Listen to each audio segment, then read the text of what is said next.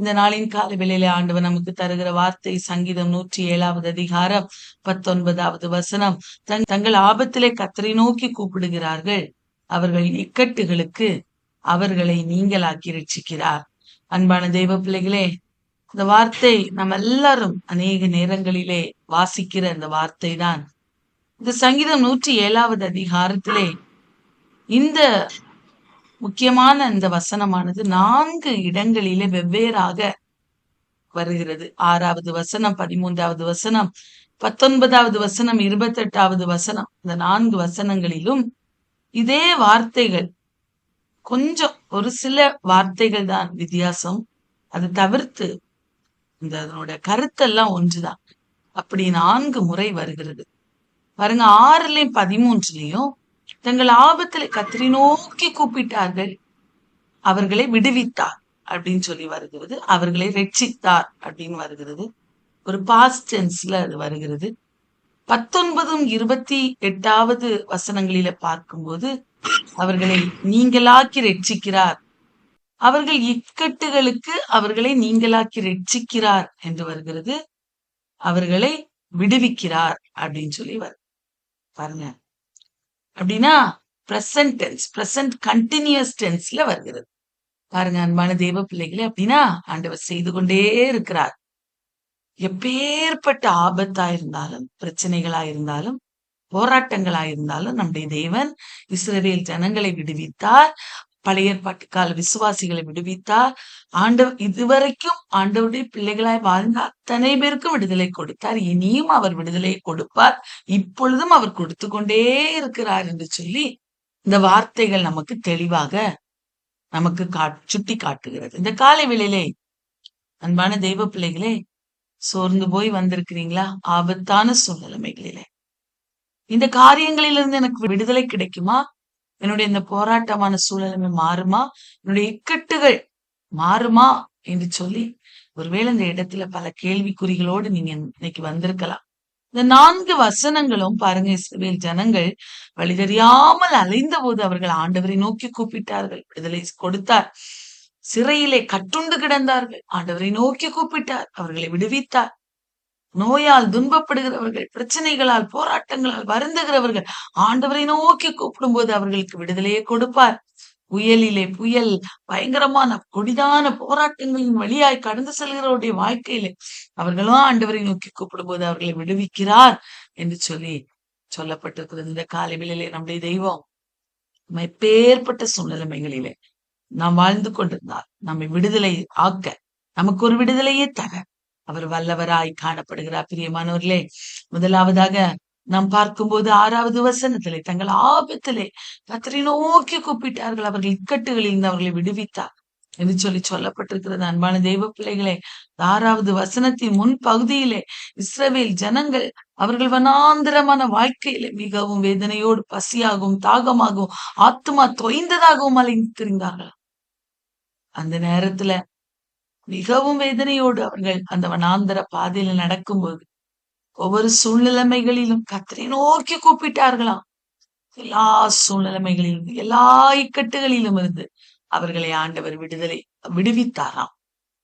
அன்பான தெய்வ பிள்ளைகளே, அதை தானே அழகாக சொல்லி இருக்கிறது. அதே தெய்வம், விடுவித்த தெய்வம் என்ன பண்றாரு? அவங்க விடுதலை கொடுத்தது மாத்திரமல்ல, அவர்களுடைய டெஸ்டினேஷன், அவங்க எங்க போய் சேரணும், கானானுக்கு போய் சேர வேண்டிய இடத்துல போய் சேருகிற வரைக்கும் அவர்களை செவையான வழியிலே நடத்தினாராம். அன்பான தெய்வ பிள்ளை, தவனமுள்ள ஆத்துமாவே கர்த்தர் திருப்தியாக்குகிறது, பசியுள்ள ஆத்துமாவை நன்மையால் நிரப்புகிற தெய்வம் நம்முடைய தெய்வம். அவரை நோக்கி அப்பா என்று கூப்பிட்டாலே உடைய இக்கட்டுகளுக்கெல்லாம் நம்மை நீங்களாக்கி விடுவிக்கிற தெய்வம். இஸ்ரவேல் ஜனங்களை விடுவித்தவர். இந்த நாளிலே நம்மையும் அவர் விடுதலையாக்குவார், நம்முடைய ஆத்மாவை திருப்தியாக்குவார், நன்மையினால் நிரப்புவார். பிரியமானவர்களே, அவர் மேலுள்ள விசுவாசத்தை காலை வேளையிலே பலப்படுத்துவோம். 2வதாக பாருங்க, அதுல சொல்லப்பட்டிருக்கிறது, அவர்கள் அந்தகாரத்திலும் மரண இருளிலும் வைக்கப்பட்டிருந்தார்களா, ஒடுக்கத்திலும் இரும்பிலும் கட்டுண்டு கிடந்தார்கள், சிறைப்பட்டு இருந்தார், சகாயர் இல்லை, வருத்தத்தினால் அகப்பட்டிருந்தார்கள், விழுந்து போனார்கள். அந்த நேரத்துல ஆண்டவரை நோக்கி கூப்பிட்டார்களாம் இஸ்ரவேல் ஜனங்கள். வேதம் அழகாக சொல்லுகிறது பிரியமானவர்கள். அந்த நேரத்துல அவர்கள் ஆண்டவரை நோக்கி கூப்பிட்டார்களாம். வானவர்களே, அந்த இக்கட்டுகளில் எல்லாம் இருந்து ஆண்டவர் அவர்களை நீங்களாக்கி ரட்சித்தார். எப்படி ரட்சித்தார்? அந்த காலத்துல மரண இருளிலும் இருந்து அவர்களை வெள்ளிப்பட பண்ணினாராம். அவர்கள் கட்டுகளை அறுத்தார். இந்த காலை வேளையிலே இப்படிப்பட்டதான சூழ்நிலைமைகளின் வழியாய் நாம் எல்லாரும் கடந்து சென்று கொண்டிருந்தார். ஆண்டவர் இந்த காலை வேளையில நமக்கு தருகிற வார்த்தை, உன்னையும் நான் விடுவிப்பேன். என்னுடைய ஜனமாய் இஸ்ரவேல் ஜனங்களை நான் விடுவித்தது போல உன்னுடைய வாழ்விலும் இருக்கிற அந்தகாரங்களையும் மரண இருளையும் நான் மாற்றுவேன், உன்னுடைய கட்டுகளை அறுப்பேன் என்று வாக்கு கொடுக்கிறார். உனக்கு முன்பதாக எவ்வளவு பெரிய வெண்கல கதவுகள், இருப்பு தாழ்பாள்கள் இருந்தாலும் அதை முறித்து அந்தகாரத்தில் இருக்கிற பொக்கிஷங்களையும் ஒளிபீடத்தில் இருக்கிற புதையல்களையும் நான் உனக்கு தருவேன் என்று அவர் வாக்கு கொடுக்கிறார். கலங்க வேண்டாம். எவ்வளவு அழகான வார்த்தைகளை ஆண்டவர் நமக்கு தந்திருக்கிறார். வார்த்தைகளை சொல்லி அறிக்கை செய்வோம் பிரியமானவர்களே.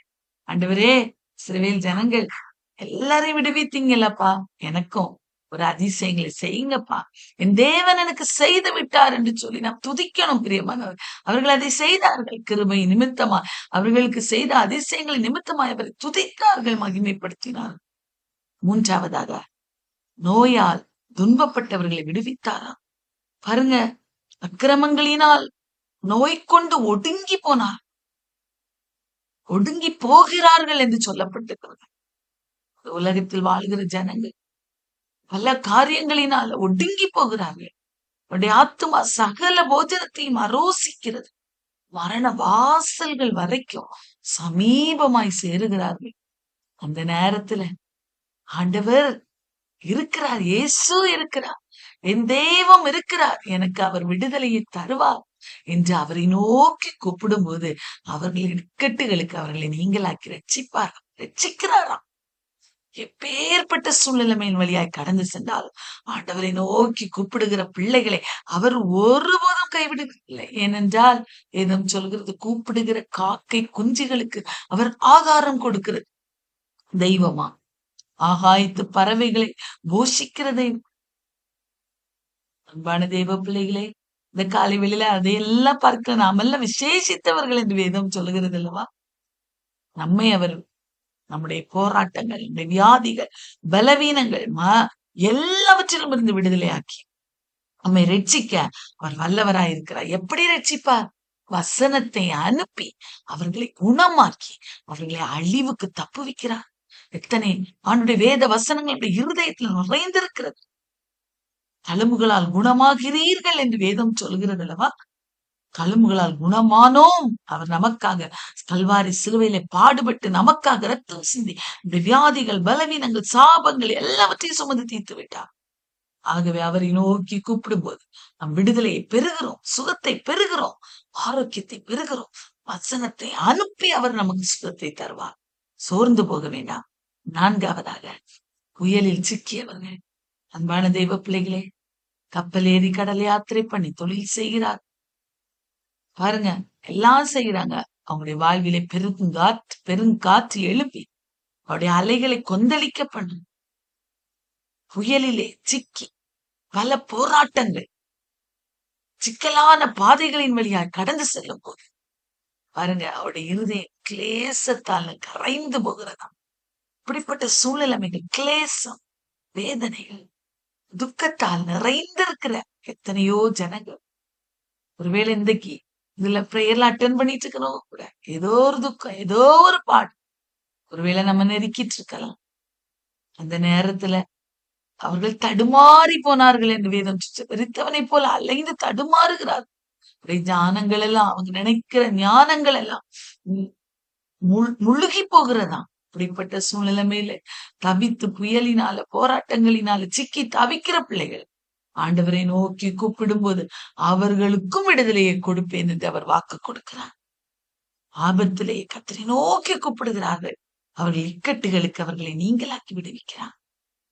கொந்தளிப்பை அமர்த்துகிறாராம். அலைகள் அடங்குகிறது. எவ்வளவு பெரிய கொந்தளிப்பு, எவ்வளவு பெரிய போராட்டங்கள். வாழ்விலே கடந்து வந்தாலும் அதை அமர்த்தி அடக்கி அவர்களுக்கு ஜெயத்தை கொடுக்க அவர் வல்லவராயிருக்கிறார். 4 விதமான சூழ்நிலைமைகளின் வழியா இதுல சொல்லப்பட்ட நாம் தியானித்த இந்த 4 சூழ்நிலைமைகளின் வழியா கடந்து சென்றவர்களுக்கெல்லாம் ஒரு விடுதலையை கொடுத்து அவருடைய வாழ்விலே ஒரு அற்புதத்தை செய்த தெய்வம் இந்த காலை வேளையிலே நம் மத்தியிலே நமக்கு ஒரு அற்புதத்தை செய்ய அவர் நம் மத்தியிலே எழுந்தருளி இருக்கிறார். வார்த்தைகளை நீங்க கேட்டுக்கொண்டு இருக்கும் போதே, ஆண்டவரே என்னுடைய வாழ்விலே இந்த வார்த்தைகள் கிரியை செய்வதாக, தியானித்த இந்த வார்த்தைகள் ஒவ்வொன்றும் இந்த நாளிலே ஒரு விடுதலையை, சுகத்தை, ஆரோக்கியத்தை எங்களுக்கு தருவதாக என்று சொல்லி நாம் ஜெபிக்கும் போது நிச்சயமா இந்த காலை வேளையிலே நமக்கு விடுதலையை தருவார். பிரியமானவர்களை சோர்ந்து போக வேண்டாம். பிடித்துக் கொள்ளும் அந்த வார்த்தை நம்முடைய வாழ்விலே பெரிய மாற்றங்களை கொண்டு வரும்.